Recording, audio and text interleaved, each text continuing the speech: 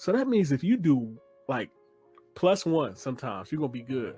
Like shout out to AJ Walsh, because she had a graphics class where like her grading scale was you either got a -1, a 0, or a +1.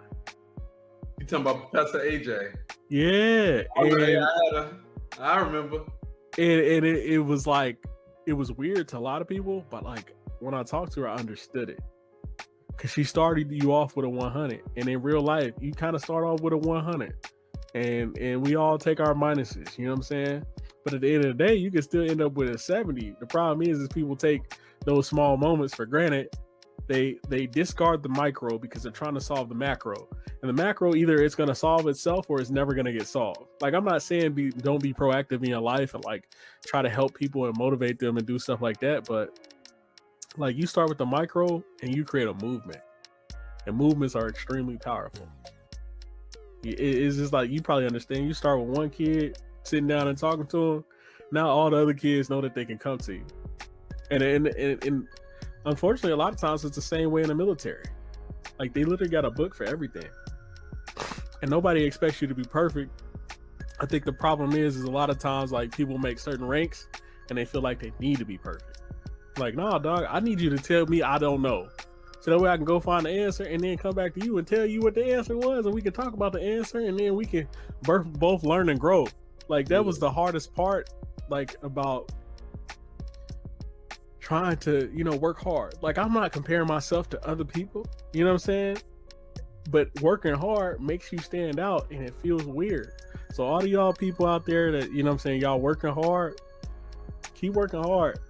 Don't let other people's, you know what I'm saying, chakras and energies and vibes like affect you and who you want to be.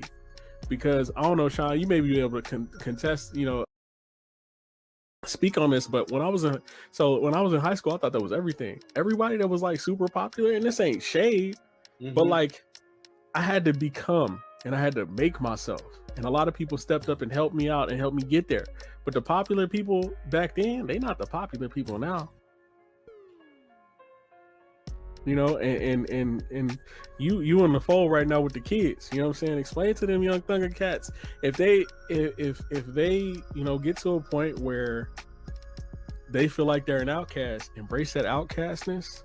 And if you poor right now, then that shows you what you don't want to be later. Yeah. And that's super powerful, because later you can get the haircut.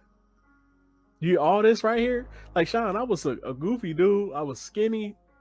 I ain't had no nice clothes. I ain't had nothing. You know what I'm saying? Like, my shoes was talking to me, bro. Like, my dad wasn't going to near no Jordans. But later, you know what I'm saying, you get the right tools and you stay the course, you can buy the fly stuff and you can do it debt free. So I kind of went on a little TED talk right there. You like, but so. Did we cover, kind of your top 5 pretty well? The honesty, the discipline, the community, get along with spouses, and working harder than most people. You got anything else before we wrap up this last episode of chapter 2? It was one more thing that I wanted to talk about. It was my favorite part in the book, man. Like, this is the most memorable thing in The Millionaire Mind.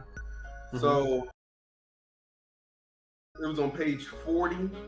It's called "The Good Salesmen Have an Edge."